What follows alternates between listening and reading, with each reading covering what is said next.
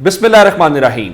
लाखों करोड़ों दुरूदो सलाम मोहम्मद मुस्तफ़ा सल्लल्लाहु अलैहि वसल्लम और आले मोहम्मद पर। मैं हूं उमर दराज गोंदन। अगर यह कहा जाए कि मुल्क भर में झुर्लू फिर गया है तो यह कहना हरगिज भी गलत नहीं होगा। आज चूंकि स्क्रूटनी का आखिरी दिन था तो पाकिस्तान तहरीक इंसाफ के वही हुआ कि सैकड़ों लोगों के कागजाते नामजदगी मुस्तरद कर दिए गए हैं। बहुत सारी जगह ऐसी हैं, बहुत सारी सीटें ऐसी हैं जहां पे एक भी तहरीक इंसाफ का उम्मीदवार इस वक्त मैदान में नहीं है। मैं आपको मिसाल गुजरात की देना चाहता हूं।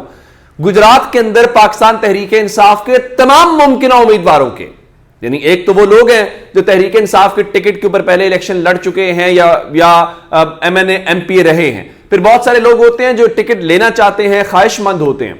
उन सब के या जिनसे ये उम्मीद होती है कि ये तहरीक इंसाफ का टिकट ले लेंगे, तहरीक इंसाफ में चले जाएंगे, उन सब के कागजाते नामजदगी मुस्तरद किए गए। मैं आपके सामने लिस्ट रखना चाहता हूं, जरा मोटे मोटे नाम, ताकि आपको उससे आगे चले। फिर अगली बात करते हैं। सबसे पहले इमरान खान की बात करते हैं। इमरान खान के कागजाती नामजदगी लाहौर के हल्का NA 122 से मुस्तरद किए गए हैं और मुस्लिम लीग नून ने उनके ऊपर इतराज किया। दूसरे नंबर के ऊपर इमरान खान के कागजाते नामजदगी जो है वो मियांवाली से मुस्तरद कर दिए गए हैं। अच्छा, इस सारी सूरत हाल में जो दूसरे नंबर के ऊपर इंपॉर्टेंट शख्सियत है वो पाकिस्तान तहरीक इंसाफ के नायब कप्तान या वाइस चेयरमैन शाह महमूद कुरैशी हैं। शाह महमूद कुरैशी के भी कागजाते नामजदगी मुस्तरद कर दिए गए हैं। सिर्फ शाह महमूद कुरैशी नहीं बल्कि उनके साहबजादे जैन कुरैशी के कागजाते नामजदगी भी मुस्तरद कर दिए गए हैं। उसके अलावा जो दीगर लोगों की अगर बात करें तो शहरियार आफरीदी जो हैं उनके कागजाते नामजदगी भी मुस्तरद कर दिए गए हैं। अली मोहम्मद खान पाकिस्तान तहरीक इंसाफ की बड़ी मौसर आवाज हैं, उनके कागजाते नामजदगी भी मुस्तरद कर दिए गए हैं। हम्माद अजहर लाहौर से साबिक विफाकी वजीर, उनके कागजाते नामजदगी भी मुस्तरद कर दिए गए। उसके अलावा चौधरी परवेज इलाही के मंडी बहाउद्दीन से कागजाते नामजदगी मुस्तरद कर दिए गए हैं। मोनिस इलाही के कागजाते नामजदगी मुस्तरद कर दिए गए हैं। उस्मान डार की वारदा के कागजाते नामजदगी के मुतालिक मैंने आपको दिन में बता दिया था, उमर डार की अहलिया के मुतालिक बता दिया था। अब जरताज गुल के कागजाते नामजदगी मुस्तरद कर दिए गए हैं। कासिम खान सूरी के कागजाते नामजदगी जो है मुस्तरद कर दिए गए हैं। लाहौर से NA 21 से मुसरत जमशेद चीमा और उनके शौहर जमशेद इकबाल चीमा के कागजाते नामजदगी जो है मुस्तरद किए गए हैं। शाह महमूद कुरैशी, जैन कुरैशी के अलावा मेहरबानो कुरैशी जो हैं उनके कागजाते नामजदगी भी मुस्तरद किए गए हैं। जहलुम से फवाद चौधरी के कागजाते नामजदगी भी मुस्तरद किए गए हैं। इसके अलावा अगर दीगर बात करें तो जो कैसरा इलाही हैं, जो चौधरी परवेज इलाही की अहलियां हैं, उनके कागजाते नामजदगी भी मुस्तरद कर दिए गए हैं। और इसी तरह से अगर दीगर लोगों में अगर मैं आपको लिस्ट बताऊं तो उसमें भी इस किस्म के नाम जो तहरीक इंसाफ के लाहौर में एक बड़ा हल्का मैं आज खुद सर्वे करके आया हूं, लाहौर के हल्का NA 130 के अंदर, जहां पे नवाज शरीफ ने इलेक्शन लड़ना है और उनके मुकाबले में कागजाते नामजदगी जमा करवाए थे डॉक्टर यास्मीन राशिद ने। अब नवाज शरीफ के कागजाते नामजदगी मंजूर हो गए हैं, लेकिन डॉक्टर यास्मीन राशिद के कागजाते नामजदगी मुस्तरद हो गए हैं। ये नवाज शरीफ भी 2013 में आमने सामने थे, जो डॉक्टर यास्मीन राशिद हैं उन्होंने भी इलेक्शन लड़ा। फिर 2018 में वहीद आलम खान वहां पे मौजूद थे और डॉक्टर यास्मीन राशिद मौजूद थी। अब इस सारी सूरत हाल में बताने का मकसद आपको यह है कि वो जो कल तक अहल थे आज वो नाअहल हो गया। आज नवाज शरीफ के मैं हल्के में मौजूद था, मैंने सर्वे किया, पूरे हल्के के अंदर वहां पे सिर्फ एक ही नाम है और वो नाम क्या है? इमरान खान। इमरान खान और सिर्फ इमरान खान हो रही है। अगर जो कि नजर नहीं आ रहा ऐसा होगा, अगर वोट हुए, साफ शफाफ हुए तो नवाज शरीफ का अपने हल्के में जीतना भी इतना आसान नहीं होगा। मैं आपको ये बात बता दूं। आगे चलते हैं जनाब।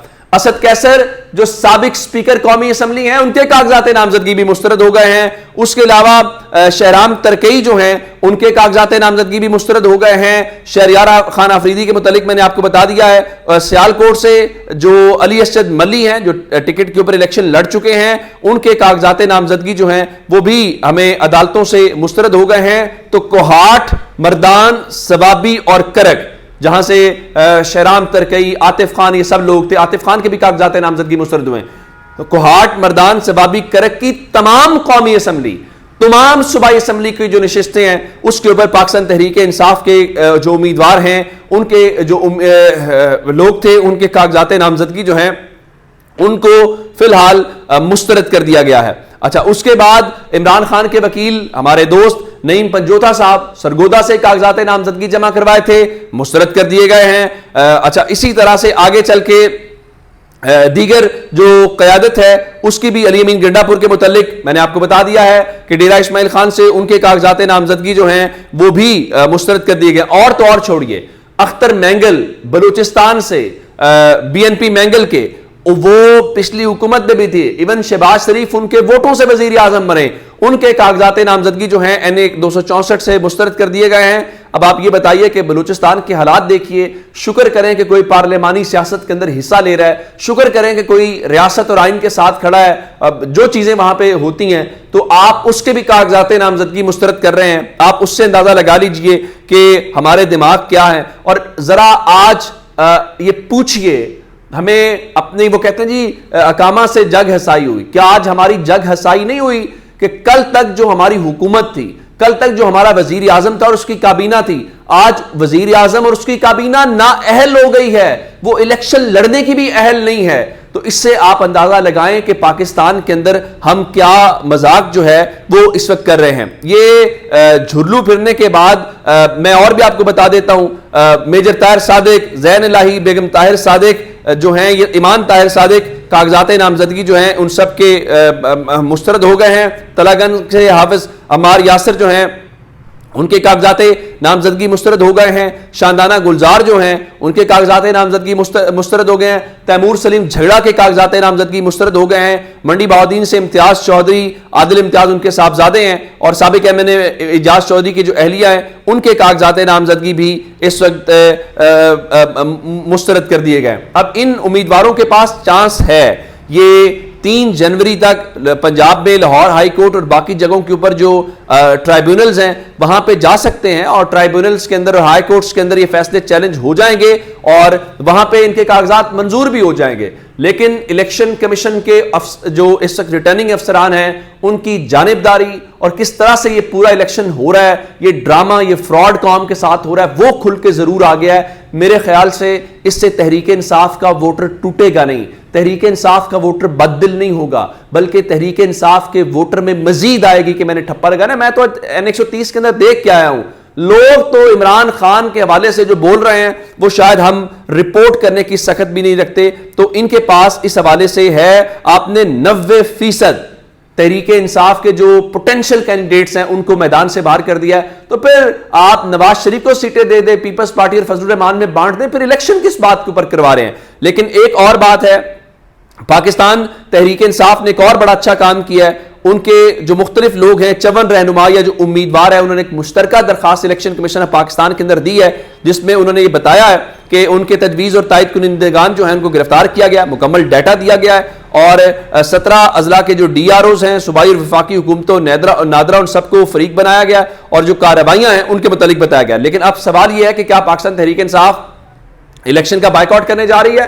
اس وقت بہت سارے لوگ سوشل میڈیا کے اوپر باقی کہہ رہے ہیں دیکھیں جی اس الیکشن کا کیا فائدہ ہے، تحریک انصاف بائیکاٹ کر دے۔ میں صرف اتنا بتانا چاہتا ہوں کہ پاکستان تحریک انصاف کی جانب سے جو رد عمل آیا ہے، رؤوف صاحب نے جو دیا ہے، وہ کہہ رہے ہیں جی پہلے مرحلے کے اندر تو شفاف انتخابات کا جنازہ نکال دیا گیا ہے، تحریک انصاف کسی طور پہ بھی انتخابات کے بائیکاٹ کی طرف نہیں جائے گی۔ عمران خان نے بھی کہا ہے کہ میدان میں مقابلہ کریں گے، اور میرے خیال سے جانا بھی نہیں چاہیے۔ اس کی وجہ کیا ہے؟ جو مرضی ہو جائے، گراؤنڈ نہیں چھوڑنا چاہیے۔ دیکھیں یہ آج کاغذات مسترد کر کے اور مسترد ڈے جو آپ نے منایا ہے، کیا سسٹم لوگوں کے سامنے مزید بے نقاب نہیں ہو گیا؟ یا عمران خان جو ہیں ان کے لیے تو اب اس ساری صورتحال کے اندر چیزیں اس وقت یہ ہیں کہ عمران خان کو سسٹم کے اندر رہنا چاہیے۔ ماضی کا ریکارڈ بتاتا ہے جس نے بائیکاٹ کیا ہے وہ گھاٹے میں رہا ہے۔ اس وقت عدالتیں، ہائی کورٹس کے اندر ٹرائیبونلز ہیں، سپریم کورٹ کا موجود ہوگا، تو جب وہ الرٹ کے اوپر موجود ہیں، جب ایک لیگل پروسیڈنگ موجود ہے تو ابھی اس کو آزمانا چاہیے۔ جب آپ ابھی تک میچ بھرپور طریقے سے کھیلتے آ رہے ہیں اور اس کا آپ کو فائدہ ہوا ہے تو اتنی جلد بازی کرنے کی کوئی ضرورت نہیں ہے۔ جو لوگ یہ مشورہ دے رہے ہیں، جو لوگ یہ ہوا بنانے کی کوشش کر رہے ہیں پاکستان تحریک انصاف کو بائیکاٹ کرنا چاہیے، وہ خیر خواہ نہیں ہیں۔ تحریک انصاف کو بائیکاٹ نہیں کرنا چاہیے، پاکستان تحریک انصاف کو میدان میں رہنا چاہیے اور میدان میں رہتے ہوئے بھرپور مقابلہ کرنا چاہیے۔ تو یہ اب تک کی اپڈیٹس تھی، اپنا بہت سارا خیال رکھیے گا، خدا حافظ۔